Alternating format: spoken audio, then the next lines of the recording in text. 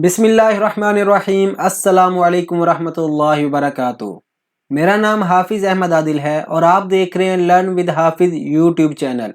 आज हमारे MS Word beginner to advance level course का ये दूसरा लेसन है जिसमें हम देखेंगे एमएस वर्ल्ड के पार्ट्स के बारे में कि एमएस वर्ल्ड के कौन से हिस्से हैं। आज का लेसन शुरू करने से पहले जिन दोस्तों ने फर्स्ट लेसन नहीं देखा वो पहले उसको देख लें ताकि आज के लेसन को समझने में उनके लिए आसानी हो।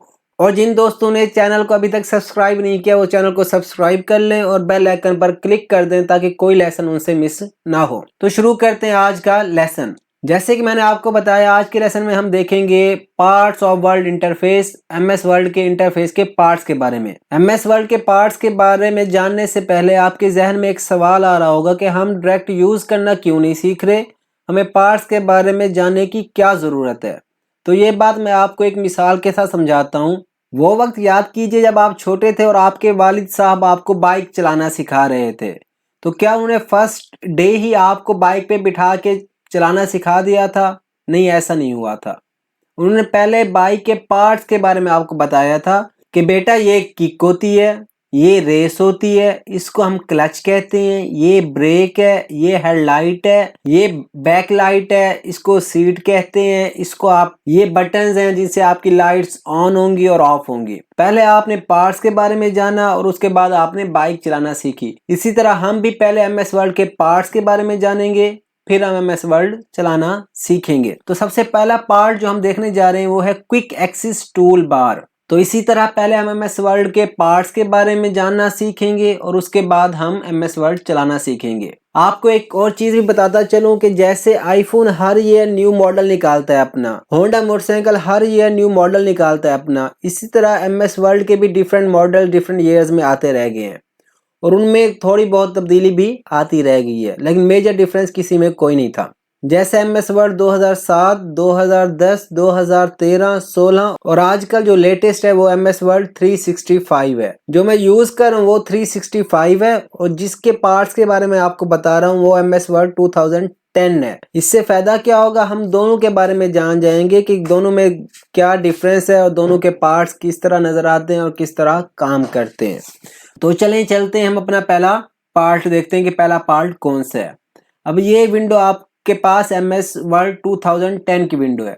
इसमें सबसे पहले जो आपको लिखा हुआ नजर आ रहा है ये है क्विक एक्सेस टूल बार कि एक ये बार है जिसका नाम है क्विक एक्सेस टूल बार, जिसके ऊपर डिफरेंट आइकन्स बने हुए हैं जो डिफरेंट काम करते हैं, डिफरेंट टूल्स हैं जो डिफरेंट काम के लिए इस्तेमाल होते हैं। और अगर हम अपनी विंडो की तरफ देखें ऑफिस 365 पे तो ये टूल बार यहाँ पे भी मौजूद है, बस इसकी थोड़ी सी शेप तब्दील आपको नजर आ रही है।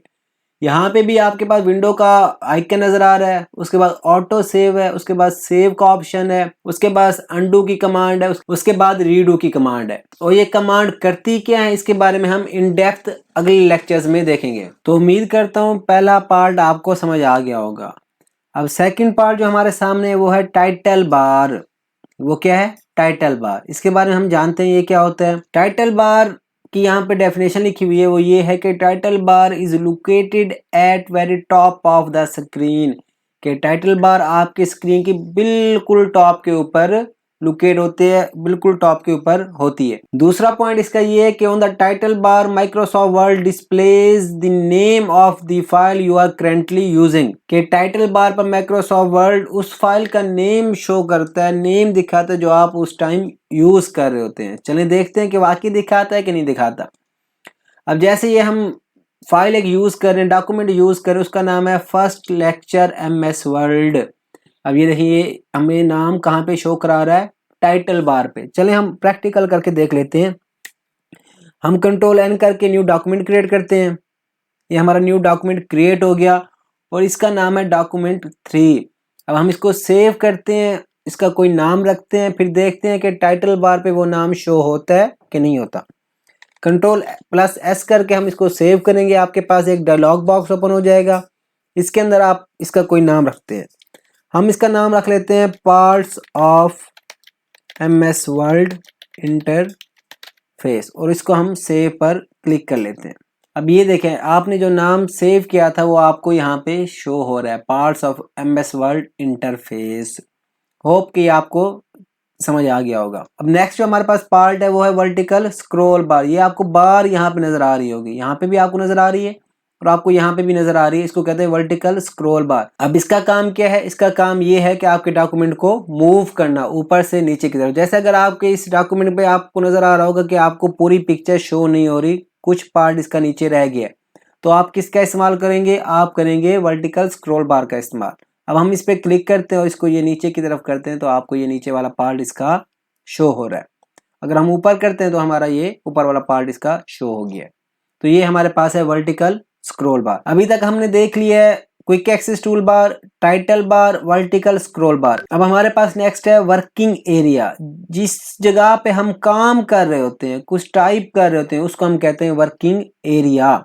जो आपको ये व्हाइट एरिया नजर आ रहा है जिसपे हम टाइपिंग करते हैं, डॉक्यूमेंट क्रिएट करते हैं, इसको कहते हैं वर्किंग एरिया। जैसे मैं इसके ऊपर अब टाइप करता हूँ लर्न विद हाफिज, तो ये देखें ये यहाँ पे मेरा टाइप हो रहा है, तो इस जगह को हम कहते हैं वर्किंग एरिया। और इसी के साथ ही एक चीज आपको नजर आ रही होगी, ये ब्लिंकिंग लाइन, एक स्ट्रेट ब्लैक कलर की लाइन है जो ब्लिंक कर रही है, इसको हम कहते हैं कर्सर। ये हमारा नेक्स्ट पार्ट यही है कि ये जो आपको लाइन नजर आ रही है इसको हम कहते हैं कर्सर। अब वर्किंग एरिया पे जो आपको ये लाइन नजर आ रही है इसको कहते हैं कर्सर। अब इसका क्या काम है? जहां पे आपका ये कर्सर होगा, आप जब कुछ टाइप करेंगे तो वो उसके आगे टाइप होना शुरू कर देगा। जैसे मैं इसके आगे अब लिखता हूं, जैसे मैं अब इसके आगे लिखता हूं computer is an electronic device. अब गौर कर रहे हैं जहां पे आपका कर्सर है उसके आगे ही इसने लिखना शुरू कर दिया। अगर ये मैं कर्सर अब यहाँ पे लेके आना चाहता हूँ तो मैं माउस के जरिए सिर्फ यहाँ पे आके क्लिक करूंगा और ये कर्सर मेरा यहाँ पे आ जाएगा। अब मैं यहाँ कुछ लिखूंगा तो आपको यहाँ पे वो शो हो जाएगा। जैसे अब मैं यहाँ लिखता हूँ यूट्यूब चैनल,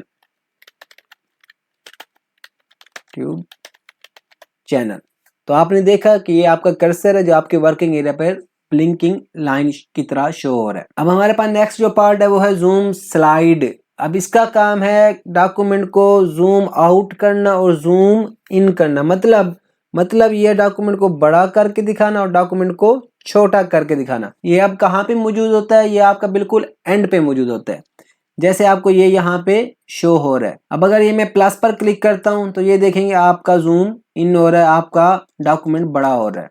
अगर इसी तरह मैं माइनस पर क्लिक करता हूँ तो आपका जूम आउट हो रहा है और ये आपका डॉक्यूमेंट छोटा हो रहा है। तो ये आपको, आप इस एरिया को क्या कहते हैं, इस जगह को क्या कहते हैं? Zoom slide. इसके बाद आपके पास डॉक्यूमेंट व्यू।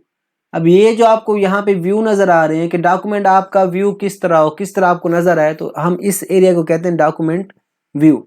अब सबसे पहले हमारा जो हम यूज करें वो है प्रिंट लेआउट, उसके बाद हमारे पास होता है रीड मोड और उसके बाद हमारे पास होता है वेब लेआउट। अब ये लेआउट क्या है, ये व्यूज क्या है, इसके बारे में हम आने वाले लेक्चर में ब्रीफली पढ़ेंगे। और उसके बाद हमारे पास नेक्स्ट जो हमारे पास पार्ट है वो है स्टेटस बार। अब ये जो आपको बिल्कुल राइट की तरफ नजर आ रहा है इसको कहते हैं स्टेटस बार, जो आपको आपके डॉक्यूमेंट का स्टेटस बताता है। स्टेटस का मतलब ये है कि आप इस टाइम, आपके डॉक्यूमेंट टोटल कितने पेजेस हैं और आप इस टाइम किस पेज पे हो। जैसे मैं अब इस टाइम सेकंड पेज पे हूँ, पेज 2 ऑफ 5, इसका मतलब ये है कि मेरे डॉक्यूमेंट में 5 पेज हैं और मैं इस टाइम किस पेज पे हूँ? दूसरे पेज पे हूँ। इसके आगे ये बता रहा है मेरे डॉक्यूमेंट में कितने वर्ड्स मैंने टाइप किए हैं। मैंने अभी तक 213 वर्ड टाइप किए हैं, जो ये मुझे यहाँ पे शो करा रहा है। उसके आगे ये है नो प्रूफिंग एरर। अगर आपके डॉक्यूमेंट में कोई स्पेलिंग या ग्रामेटिकल मिस्टेक होगी, एरर के तौर पर यहाँ पे आपको वो शो करा देगा। इसके आगे वो बता रहा है आपने लैंग्वेज कौन सी इस्तेमाल कर रहे हो, आप लैंग्वेज इंग्लिश इस्तेमाल कर रहे हो। ये आपका क्या होता है? ये आपका होता है स्टेटस बार। एक दफा हम फिर देख लेते हैं कि अभी तक हमने क्या क्या पढ़ा है। सबसे पहले हमने देखा है कि क्विक एक्सेस टूल बार क्या होता है, उसके बाद हमने देखा है टाइटल बार क्या होता है, उसके बाद हमने देखा है वर्टिकल स्क्रॉल बार क्या होता है, उसके बाद हमने देखा है वर्किंग एरिया क्या होता है, कर्सर क्या होता है, जूम स्लाइड क्या होती है, डॉक्यूमेंट व्यू क्या होता है, स्टेटस बार क्या होता है। यहाँ तक मुझे उम्मीद है आपको क्लियर हो गया होगा। अब हमारा एक पार्ट रह गया यहाँ पे, वो है रूलर। ये रूलर आपका ये इधर शो होता है बिल्कुल, ये जो आपके पास डिफरेंट कमांड्स हैं इनके नीचे आपको ये रूलर शो होता है जिसके ऊपर 1 2 3 4 5 लिखा हुआ आता है। अब इस रूलर का काम क्या है, ये क्या करता है, इसके बारे में इन डिटेल हम इंशाल्लाह नेक्स्ट लेक्चर्स में स्टडी करेंगे। यहाँ तक अब आपको क्लियर हो गया होगा। आप चलते हैं अपनी दूसरी पिक्चर की तरफ।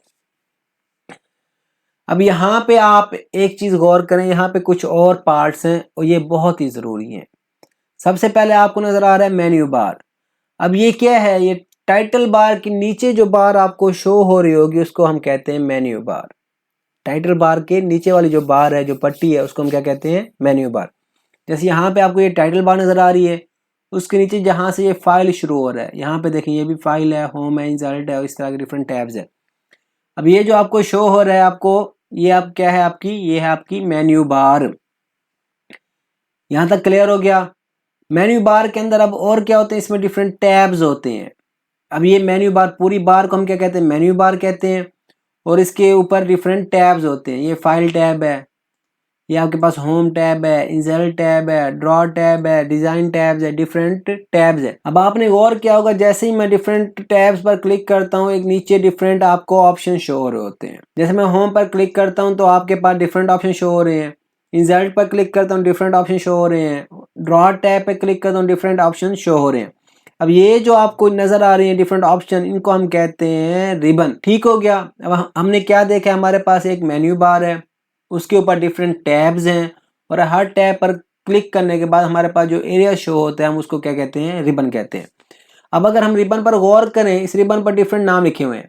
नीचे की तरफ देखें, यहाँ पे लिखा हुआ है clipboard, font, paragraph, styles, editing, adds in, और इनके दरमियान में आपको ये एक लाइंस भी नजर आ रही हैं, बाउंड्रीज भी नजर आ रही हैं। अगर आप अब रिबन पे गौर करें तो इसके अंदर डिफरेंट ग्रुप्स बने हुए नजर आ रहे हैं। जैसे ये आपको नजर आ रहा है क्लिपबोर्ड का एक ग्रुप है, फॉन्ट ग्रुप है, पैराग्राफ ग्रुप है। जैसे यहाँ पे शो हो रहा है लॉजिकल ग्रुप। ये डिफरेंट ग्रुप्स हैं जिसके अंदर डिफरेंट कमांड्स या डिफरेंट टूल्स उन्होंने रखे हुए हैं, आप जिसके जरिए आप डिफरेंट काम कर सकते हैं। तो यहाँ तक आपको क्लियर हो गया। दफ़ा फिर रिपीट कर रहा हूँ, एक दफ़ा फिर रिपीट कर रहा हूँ कि हमारे पास होती है मेन्यू बार, उसके ऊपर होते हैं डिफरेंट टैब्स, हर टैब्स का अलग एक रिबन होता है, हर रिबन के अंदर डिफरेंट लॉजिकल ग्रुप्स होते हैं जिसके अंदर डिफरेंट कमांड्स होती हैं जो हम डिफरेंट काम करने के लिए इस्तेमाल करते हैं। यहाँ पर हमारा कंप्लीट होता है आज का लेसन। तो मिलते हैं नेक्स्ट लेसन में नेक्स्ट टॉपिक के साथ। तब तक अपना ख्याल रखिएगा। अस्सलामु अलैकुम रहमतुल्लाहि व बरकातुहू।